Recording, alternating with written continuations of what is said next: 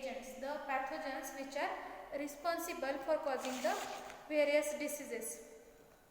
Now the infectious diseases are caused by microorganisms which are referred to as pathogens. What is meant by pathogens? This is causing microorganisms. These are called as the pathogens. The disease can spread directly or indirectly. Diseases can also spread from one person to another or in a community. The living world has enormous biodiversity and is classified into various groups. You can see that if you look around you, you can see the different types of animals, different types of plants are seen around us. Even microorganisms are also classified into various categories. So let us discuss about these categories. The common diseases caused by infectious agents. So the first category of the microorganisms is viruses. First category is viruses. The diseases which are caused by viruses are called as the viral diseases. Question आ सकता है exam में, give 2 examples each of viral diseases, bacterial diseases, protozoan diseases, etc. The examples of viral diseases are common cold, influenza, fever, dengue fever, AIDS, poliomyelitis, hepatitis B, chickenpox, measles, mumps, SARS and swine flu as well as COVID-19, etc. So here you can see the structure of various viruses. These viruses are responsible for causing various diseases. For example, this structure, this virus is responsible for causing influenza. This bacteriophage is also a virus affecting bacteria.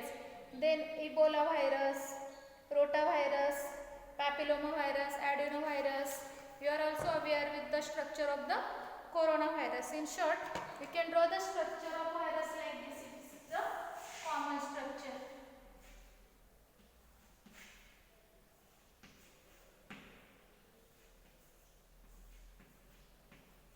They get attached to the host and causing various diseases. So viral diseases. What are the examples of viral diseases? The examples are, at least you should be able to write 2 examples. Common cold, influenza, dengue fever, measles, mumps, SARS, COVID-19, then swine flu, etc. The next causative agents are bacteria. The second category of microorganisms for causing various diseases. These are called as bacteria. So the diseases caused due to bacteria are called as the bacterial diseases. Here you can see the structure of the bacteria. See here you can see the structure of the Streptococcus. Various strains are there. Then E. coli, etc. The bacterial diseases are typhoid fever, cholera, tuberculosis, anthrax, tetanus, acne, etc. So all these are caused due to infection of bacteria. Acne you are well aware about the acne. जो skin पे pimples, acne जो होते हैं, these are also caused due to bacterial infection. The next causative organisms are fungi. Many skin infections are caused due to fungi. देखो कुछ लोगों को आदत होती है कि यहाँ पे जो पसीना आता है, नोज टिप पे हमेशा में पसीना आता है. So because in this teenage your sweat glands as well as sebaceous glands are very active. पसीना बहुत ज़्यादा आता है, स्पेशली यहाँ पे जो हमें पता नहीं चलता है. So if it is not cleaned properly, if it is not cleaned periodically, it may result into the growth of the fungus, so which causes the skin infection. Many common skin infections, for example ringworms, athlete foots, blackheads, whiteheads, etc. These are caused due to fungal infections. Next causative organisms are protozoans. These are also responsible for causing diseases such as malaria, kala azar, etc. Amoebic dysentery, sleeping sickness. So these diseases are caused due to protozoans. Here you can protozoans. See, it is Giardia intestinalis, then Trichomonas vaginalis, Trypanosoma gambiaceae and Leishmania. You can see the structures in your book. So these protozoans are responsible for causing diseases like malaria, Kala Azar, amoebic dysentery, sleeping sickness, etc. Trypanosoma, it is a parasite. It enters into the host and transforms into the slender form with long flagellum. जो Trypanosoma general structure उसका इस type का होता है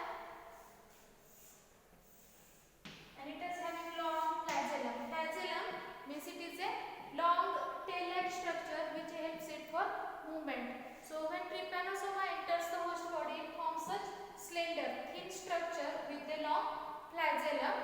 It causes the disease called as sleeping sickness. It is an acute disease which may last for few weeks to months, but it can be cured. Why it is called as sleeping sickness? Because it causes disturbance in the sleeping pattern of the patients.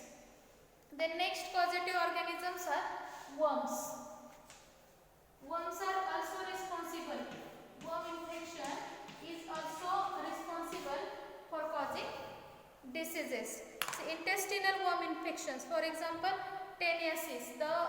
It is the parasitic infection by flatworm. Then ascariasis. It is the parasitic infection by roundworm. And elephantiasis, it is the parasitic infection caused by the roundworm. Now it is important to consider various categories of infectious agents and their characteristics. अभी ये जो हमने classify किया अलग अलग diseases into various categories. देखो क्या क्या कैटेगरीज में क्लासिफाई किया हमने? Viruses, bacteria, fungi, protozoans, worms, etc. Why? Because the particular organisms belonging to a special category. For example, all the viruses. मैंने अभी आपको viruses का structure दिखाया. So they show the similar characteristics. कोई भी group होगा उसके अंदर जो organisms होते हैं वो similar characteristics दिखाते हैं. The next of bacteria. Bacteria अगर हम consider करेंगे तो almost सभी bacteria के characteristics common होते हैं. Same for fungi, protozoans, worms, etc. So same medicine can work for the group of bacteria. अगर कोई proper antibiotic, for example, antibiotic penicillin, it can treat the bacterial infection. तो इसके लिए हमें ये जानना जरूरी है ये कैसे काम करते हैं. For example, जब हमें कोई bacterial infection होता है तो क्या करते हैं पहले bacteria? once they enter our body, they start to build the cell wall around themselves.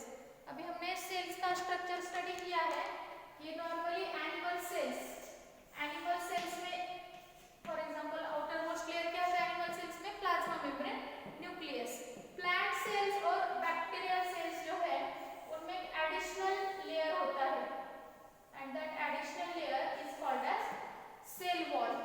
So when we have bacterial infection, first these bacteria enter our body, they start to build the cell wall and then they attack our immune system. अगर उसी period में अगर हम antibiotic लेते हैं penicillin, तो penicillin क्या करेगा? It will block the mechanism of building the cell wall. अगर हम पेनिसिलिन का ट्रीटमेंट लेते हैं तो उसकी वजह से क्या होगा कि ये जो बैक्टीरिया है सेल वॉल बना ही नहीं पाएंगे and these will get destroyed. So the disease is cured. Now you will say why these antibiotics do not affect us. The reason is human cells. Our cells are animal cells. Animal cells do not make the cell wall. So this antibiotic penicillin will not affect our body cell. It will destroy only bacterial cells. Penicillin कैसे destroy करता है bacteria को? Bacteria को survive करने के लिए क्या करना पड़ता है? सेल वॉल बनाना पड़ता है. अगर सेल वॉल ही नहीं बना तो बैक्टीरिया सर्वाइव नहीं कर पाएगा. तो ये जो पेनिसिलिन है ये क्या करता है? ये जो सेल वॉल है इसका वो डिस्ट्रॉय कर देता है, बैक्टीरिया को खत्म कर देता है. अब ये जो पेनिसिलिन है अभी सभी बैक्टीरिया में टेंडेंसी देखने मिलती है कि they make a cell wall around themselves. So किसी भी टाइप का बैक्टीरियल इन्फेक्शन हो so it can be treated with the antibiotic penicillin. अभी ये जो मैकेनिज्म है सेल वॉल बनाने का ये वायरसेस नहीं दिखाते हैं.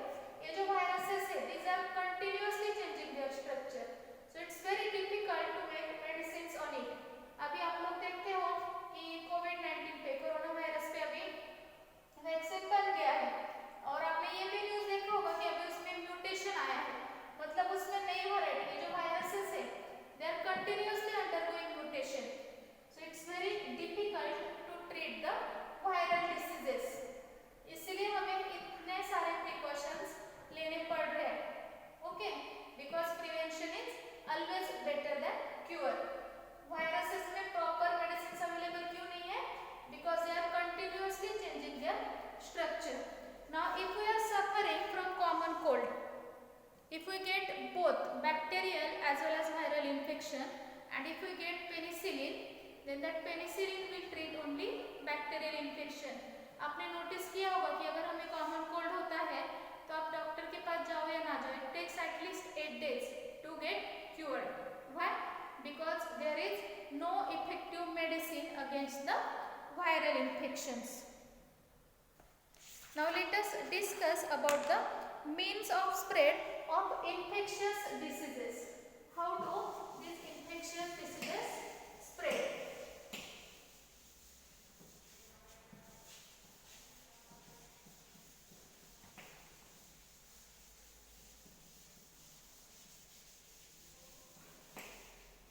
Means of spread of infectious diseases.